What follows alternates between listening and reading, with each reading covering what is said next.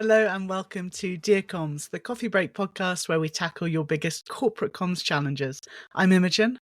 And I'm Amanda.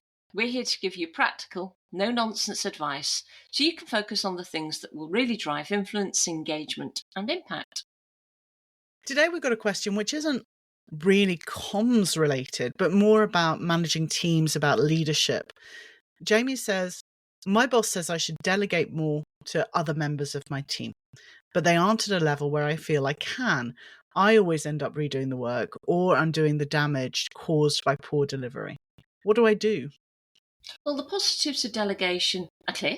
You have more time to focus on high priority work, and your team gets opportunities to shine. But we don't do it enough. Why is that? I think it's because we think we can do it better. Undoubtedly. Because we're, like Jamie, not sure our team is up to the task, because we like to be that person that everyone comes to with a problem, because we don't like the thought that someone else might be able to do our job for us. And with a lot of teams, for a lot of communicators, it's probably because we have a guilt. We don't want to add more work to our overstretched team. Yeah, I think the fear that Jamie voices, that they don't feel the team is at the level to do it to the right level, is very common. But if you don't allow the team to try, it's not only going to lead to burnout, yourself and them, but you're also not allowing the team the space to grow and develop to a level where you would feel comfortable delegating. It's an endless cycle. It is, and it's a cycle that we really need to break. I think the first thing to realize is that delegation isn't a one-size-fits-all solution. Absolutely not. You have to start by assessing your team's strengths and weaknesses, identify areas where the team show potential, even if they're not fully proficient yet, and then you can delegate tasks that align with their development needs and the needs of the team. There's a great article we'll link to in the show notes which will help you evaluate and empower based on comfort levels. It's really important to remember that what might be a quick task for you might not be a quick task for a member of your team. That's right.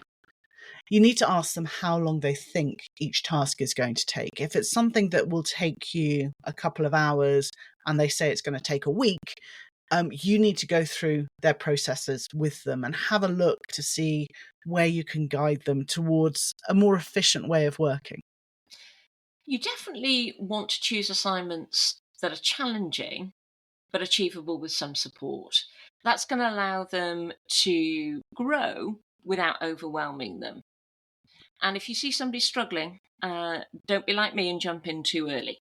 You need to help your team develop their own expertise so that they're as quick as you. I had a great manager who always used to say to me, I want solutions, not problems. That sounds familiar. And so instead of providing answers, they would ask me more questions. Absolutely hated it at the time. It used to drive me insane, but it did help me build my critical thinking.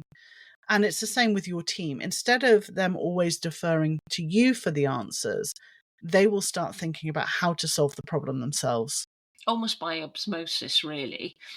It's also important that you don't make them guess what you want. We're not mind readers. No matter how skilled your team are, mind reading is probably not up there on the list of their skills and competencies. I think it's one of the worries that people have about delegating to a more junior team is that they're going to spend all their time redoing work that's been done. Yeah. An easy way to solve that is to start by providing them with a clear list of deliverables and timelines. Give them specific instructions, clear expectations. If they've not done something like this before, use it as a learning moment. Be clear about what you want. Absolutely. If you don't want to spend your time wordsmithing titles of slides, for example, tell your team what you're looking for. Tell them the tone, tell them the length, tell them what it is you want. And when you're giving feedback, it's about explaining the feedback that you're giving. It's not about just handing back a piece of paper with a whole load of red pen all over it. You need to explain your thinking a little bit. Why have you changed this? Why would this work better? And then they can learn. I used to have a manager who had this theory that if she didn't use a red pen and used a green pen, it would be more positive. You're showing your age, Amanda. We don't use pens anymore. Oh, yeah, this is true. Yeah, track changes. Exactly. I think the point I'm trying to make is that if things aren't being done the way you want or need it, instead of correcting the results, you could consider just handing it back and asking them to redo it. You could channel your inner favourite school teacher, if you like. Who is your favourite school teacher? It was the physics teacher, and it was Campbell Roberts, and everybody loved Campbell Roberts. He was just a funny guy. He was just good company. Mr. Tyrrell. Was he? So what did Mr. Tyrrell teach? He took German, which I hated and was very bad at. But he did like 80s sort of hair rock, and used to play it in the lessons. Love him. So we all loved him. Love him. This teaching, especially if you play 80s rock alongside giving your feedback, it will take longer.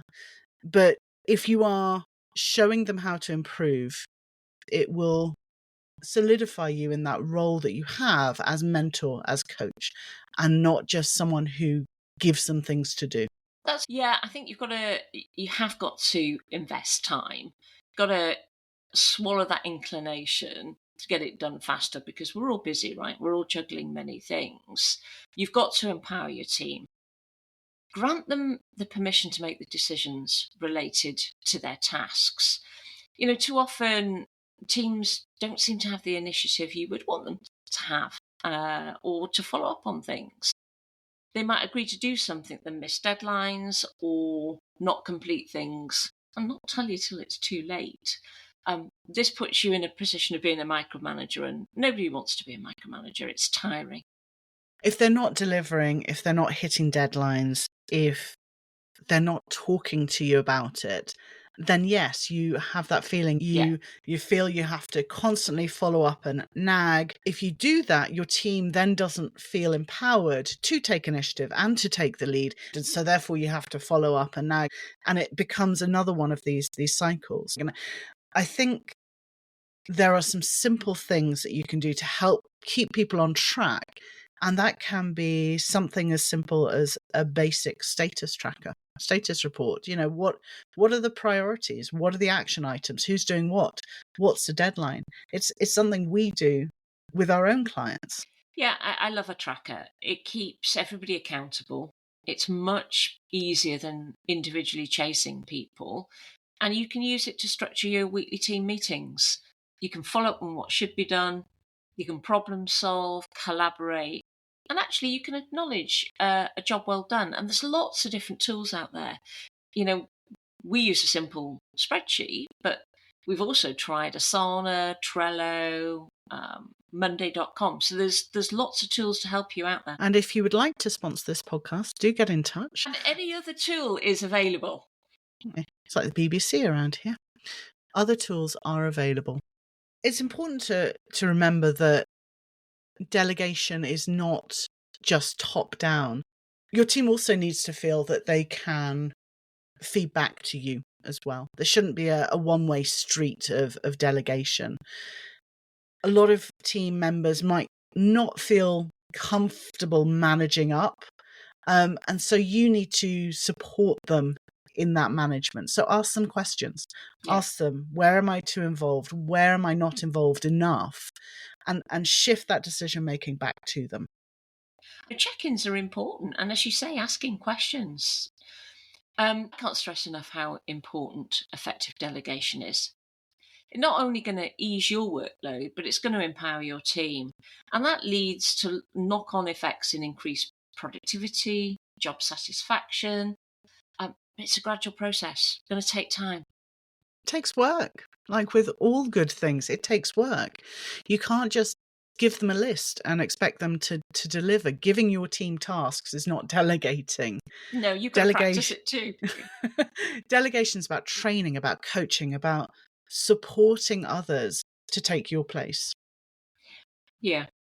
I think the best piece of advice have is start with the smaller tasks. And as your team competence grows, you can entrust them with more complex responsibilities. So they've earned it. They will develop, and the effectiveness and expertise of the team will also grow.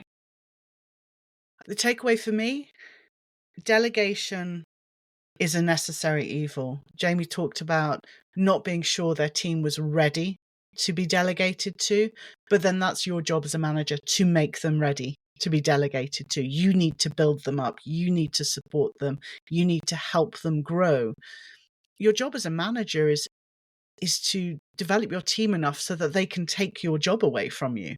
Absolutely. It doesn't have to be all or nothing. Delegation doesn't have to be all or nothing. You start small, you build trust, you give the team the support they need to succeed. And if you understand your team's capability and provide the right support, you can delegate effectively, even if they're not quite there yet. But you have to invest time to reap the benefits now and in the future. Absolutely. Let us know how you're doing at balancing delegation in your own team. Similarly, if you have a comms challenge you want us to tackle, do let us know because we'd love to help. Until next time. See you soon.